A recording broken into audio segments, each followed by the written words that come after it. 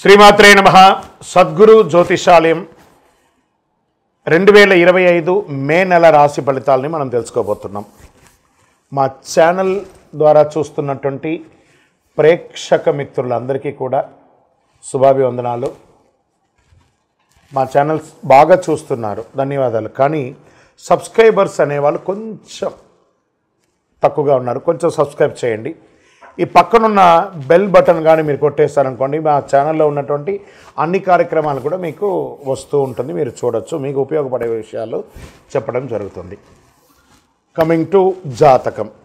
జాతకం అనేది పడుతున్న వర్షానికి ఒక గొడుగే కానీ జాతకం జీవితం కాదు. మేము చెప్పే ఈ రాశి ఫలితాలు గోచార గ్రహస్థితులను దృష్టిలో పెట్టుకొని చెప్తున్నాం.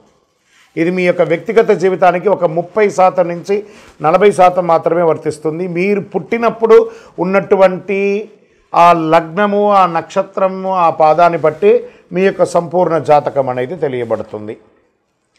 ఇంకా జాతకం అంటే ప్రతి ఒక్కరికి కూడా నాకు ఉద్యోగం ఎలా ఉంటుంది, నాకు వ్యాపారం ఎలా ఉంటుంది, నాకు ఆరోగ్యం ఎలా ఉంటుంది, దాంపత్య జీవితం ఎలా ఉంటుంది, సంతానం ఉంటుందా, ఉద్యోగం వస్తుందా, వ్యాపారం బాగుంటుంది, ఇవే ఏదో టెన్షన్స్తోనే ప్రతి ఒక్కళ్ళం కూడా జీవిస్తున్నాం.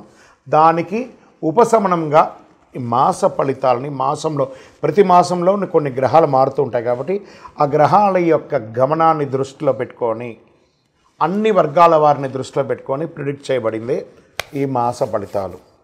ఇప్పుడు మనం 12 రాసుల్లో ఒక్కొక్క రాశిగా మనం చెప్పుకోబోతున్నాం. జాతకం ఎవరైనా మీ పరిసర ప్రాంతాల్లో ఉన్నటువంటి సద్గురువుల్ని సంప్రదించి జాతకం తెలుసుకోండి. లేదా మా ద్వారా తెలుసుకోవాలనుకుంటే 21 వయసు లోపు ఉన్న వాళ్ళు అడగకూడదు.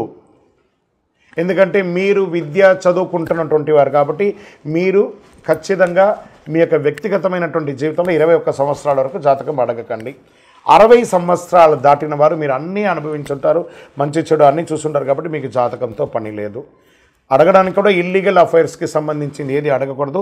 నాకు అప్పులు బాగా ఉన్నాయి, జాతకం చెప్పనంటే ఎవరు చెప్పరు. మీ అప్పులు తీసుకున్న చోట ఖచ్చితంగా కష్టపడి ఇవ్వండి, అదొకటే జాతకానికి ఉన్నది. జ్యోతిషాస్త్రరీత్యా 12 రాశుల్లో 5వ రాశి అయినటువంటి సింహరాశి మిత్రులారా, మీరు మకా నక్షత్రం 1, 2, 3, 4 పాదములు, పుబ్బా నక్షత్రం 1, 2, 3, 4 పాదములు, ఉత్తరా నక్షత్రం 1 పాదానికి సంబంధించిన మీరు సింహరాశి వారిగా పరిగణించబడుతున్నారు. ఈ మే నెల 25 శుభాశుభ ఫలితాలు ఎలా ఉన్నాయంటే సగటు కంటే కొంచెం తక్కువ.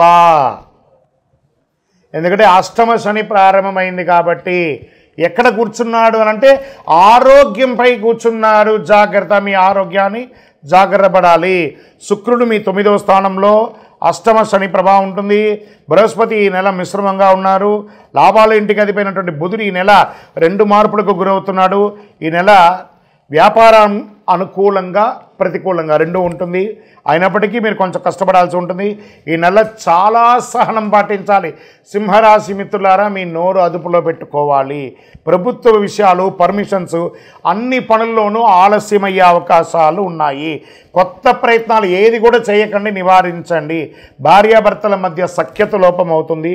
కుటుంబ సమస్యలు సామాన్యమైనటువంటి ఫలితాలు ఇస్తున్నాయి. అనవసరమైనటువంటి సంభాషణలు నివారించండి. సోషల్ మీడియాలో కాస్త దూరంగా ఉండండి.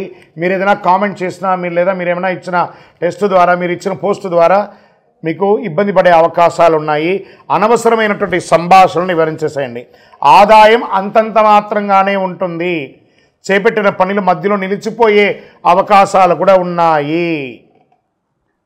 మాస ద్వితీయార్థం నుండి క్రమక్రమంగా పరిస్థితులు అనుకూలమవుతాయి. అనవసరమైనటువంటి జోక్యం అవకాశం వద్దు. ఇతరుల విషయంలో అసలు జోక్యం చేసుకోకండి. పెద్దగా ఆర్థిక నష్టాలు ఉండవు, కానీ ఆర్థికంగా ఇబ్బందులు వస్తూ ఉంటాయి. ఆదా చేసిన డబ్బును ఖర్చు పెట్టే అవకాశాలు ఉన్నాయి. వ్యాపారం, అమ్మకం మరియు లాభంలో యథావిధిగా ఉంటుంది. ఖర్చులు మాత్రం పెరుగుతుంది. గృహ నిర్మాణ పనులు మధ్యస్థంగా ఉంటుంది. కొన్ని రంగాల వారికి అరుదైన ఆహ్వానాలు ఆశ్రయించవచ్చు. మాస ద్వితీయంలో ఉద్యోగం చేస్తున్నటువంటి వారికి స్ట్రెస్ ఎక్కువగా ఉంటుంది, కఠినంగా కూడా ఉంటుంది. ఒక్కొక్కసారి మాటలు తోటి ఉద్యోగులు స్నేహపూర్వకంగా మీరు మెలగండి. స్నేహితులతో సహాయం పొందుతారు. సోదరుల సోదరీమణుల సహాయం పొందుతారు. మాస ద్వితీయంలో విదేశాలకి వెళ్ళవలసే అవకాశం వస్తుంది. చాలా కాలంగా చేయలేని దేవతా ప్రార్థన, ఒక తీర్థయాత్ర చేసే అవకాశాలు ఉన్నాయి. కాస్త ఉపశమనం పొందుతారు. విదేశీయ విద్యను ఎంచుకునే విద్యార్థులకు సానుకూల ఫలితాలని పొందడానికి ఇది అనుకూలమైనటువంటి సమయం చెప్పచ్చు. ఎక్కువ కృషి చేయాల్సి ఉంటుంది. ఆరోగ్యం పైన చాలా శ్రద్ధ వహించాలి.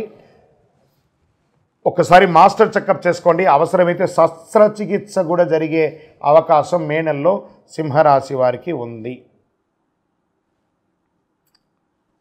ఎదురు చూడని శుభవార్త ఒకటి వింటారు మాస ద్వితీయంలో. బంగారు ఆభరణాలు, విలువైనటువంటి వస్తువులను జాగ్రత్త పెట్టుకోండి. మీరు ప్రయాణం చేసేటప్పుడు ఏది మిస్ అవ్వకుండా, వాహనం నడిపేటప్పుడు జాగ్రత్తగా ఉండండి. రాజకీయ నాయకులకి మిశ్రమం. షేర్ మార్కెట్ అస్సలు వద్దు ఈ నెల. మీడియా రంగం వారికి బాగా విపరీతమైనటువంటి ప్రెషర్ ఉంటుంది. ఐటీ రంగం వారికి కొంతమందికి ఉద్యోగాలు రావడానికి లేట్ అవ్వచ్చు, లేదా కొంతమందికి ఉద్యోగాలు తొలగే అవకాశాలు ఉన్నాయి, లేదా కొంతమందికి ఉద్యోగంలో ఏమి చేయాలో తోచని ఒక స్థితి కూడా ఉంటుంది. నూతన ఉద్యోగ ప్రయత్నం కాస్త కష్టసాధ్యం. ఈ నెల లక్కీ డేస్ అని చెప్పుకుంటే 3, 6, 8, 14 తారీఖున బాగుంటుంది. Lucky numbers 4, 7. చంద్రాష్టమం మే నెల 2022 5 2025 12 గంటల నుండి 24 5 2025 వరకు 1:48 మధ్యాహ్నం వరకు చంద్రాష్టమం ఉంటుంది. జాగ్రత్తగా ఉండండి. పరిహారం, నవగ్రహాలకి వెళ్ళి ప్రదక్షిణం చేయండి. సింహరాశి మిత్రులారా, మనకు సమయం బాగాలేనప్పుడు దైవ ప్రార్థన అనేది చాలా ముఖ్యం. ఆదివారాల్లో గణేశ ఆరాధన చేయండి, సూర్య నమస్కారం చేయండి, శని భగవానుకి తైలాభిషేకం చేయండి. ఎంత వీలుంటే సైలెంట్గా ఉండడానికి ప్రయత్నం చేయండి. గమ్ అన్నంటే పెదాలు ఎలా అతుక్కుపోతున్నాయి, అలా గమ్ గణపతి నమః అన్నట్టుగా ఉండండి. అతి శక్తివంతమైనటువంటి కరుంగాళిమాల, అందులోని మీకు అష్టమ శని ఉంది కాబట్టి ప్రత్యేకించి శని భగవానికి ఇష్టప్రీతి అయినటువంటిది జమ్మి. ఆ జమ్మికి సంబంధించినటువంటిదే ఈ కరుంగాళి. ఈ కరుంగాళిమాలను ధరించండి. ఆరోగ్యంగా ఉంటారు, ఐశ్వర్యంగా ఉంటారు, జన వశీకరణ అవుతుంది. మీ పైన ఉన్నటువంటి ఇక చెడు ప్రభావం అంతా తొలగుతుంది. మాలను వేసుకోండి. మీ ఇష్ట దైవంలో వెళ్ళి మీ వయసు ఎంత ఉందో అన్ని దీపాలు వెలిగించండి. మీ యొక్క వ్యక్తిగత జాతకం తెలుసుకోవాలనుకుంటే కింద కనబడుతున్న మా నెంబర్కి మీ పేరు, date of birth, time of birth, place of birth WhatsApp చేయండి. కాల్ చేయకండి, వివరాలన్నీ మీకు అందిస్తాము. విజయోస్తు. అక్షయ తృతీయ అందరికీ ఉన్నటువంటిది. అక్షయ తృతీయ శుభ సమయం, పూజ ఇవన్నీ కూడా తెలుసుకుంటాం. పంచాంగం ప్రకారం ప్రతి ఏడాది వైశాఖ మాసంలో శుక్లపక్షంలో తదియ తిథి నాడు అక్షయ తృతీయ పండుగ జరుపుకుంటాం. హిందూ మత విశ్వాసాల ప్రకారం అక్షయ తృతీయ ఎంతో ప్రాముఖ్యత ఉంది. జ్యోతిషాస్త్ర ప్రకారం అక్షయ తృతీయ రోజు స్వయం సిద్ధి ముహూర్తం అని పిలుస్తారు. ఈరోజు తిథివార నక్షత్ర యమగండ దుర్ముహూర్త వర్జ్యాలు ఏది చూడక్కర్లేదట. ఎంతటి శుభ కార్యక్రమాలైనా చేయొచ్చట. భూమి పూజ చేయవచ్చు, గృహప్రవేశం చేయొచ్చు, వివాహం చేయొచ్చు, తలనీలాలు ఇవ్వవచ్చు, అన్నీ చేసుకోవచ్చు. కొత్త వస్తువులు కొనడం చేయొచ్చు. వాటిలో ప్రధానంగా ఉప్పు కల్లుప్పు గురించి చెప్పారు. దొడ్డుప్పు ఉంటుంది చూస్తారా, రాళ్ల ఉప్పు. ఈ రాళ్ల ఉప్పు ఏది కొంటారో కొనరో రాళ్ల ఉప్పు అక్షయ తృతీయ నాడు కొనాలట. అందరూ బంగారం కొనాలి అని అప్పు చేసి బంగారం కొనడం వల్ల అప్పుల వాడికి పెరుగుతుంది కానీ మీకు పెరగదు. లేదా ఈరోజు బంగారం కొనమని శాస్త్రం చెప్పలేదు, అక్షయం అన్నారు. అక్షయం అంటే ఏంటి? తరగనిది. పవిత్రమైన రోజు, ఎలాంటి శుభముహూర్తం చూడకుండా అన్ని పనులు చేసుకోవచ్చు.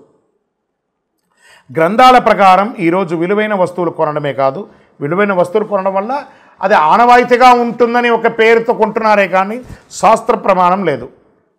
దాన ధర్మాలు మాత్రం చేయాలని ఉంది. వీలుంటే 10 మందికి భోజనం పెట్టండి, వస్త్రం ఇవ్వండి, ధాన్యాలు ఇవ్వండి అనివ్వండి. లక్ష్మీదేవి అనుగ్రహాన్ని పొందుతారట. ఈ ఏడాది అక్షయ తృతీయ 29 ఏప్రిల్ 2025 మంగళవారం సాయంత్రం 5:32 ప్రారంభమై మరుసటి రోజు అంటే ఏప్రిల్ 30 బుధవారం మధ్యాహ్నం 2:13 వరకు ఉంటుంది ఈ యొక్క అక్షయ తృతీయ. ఉదయం తిథి ప్రకారం ఏప్రిల్ 30 తేదీన అక్షయ తృతీయ పండుగ జరుపుకుంటారు. ఈ సమయంలో ఏ పని అయినా విజయం సాధిస్తారట.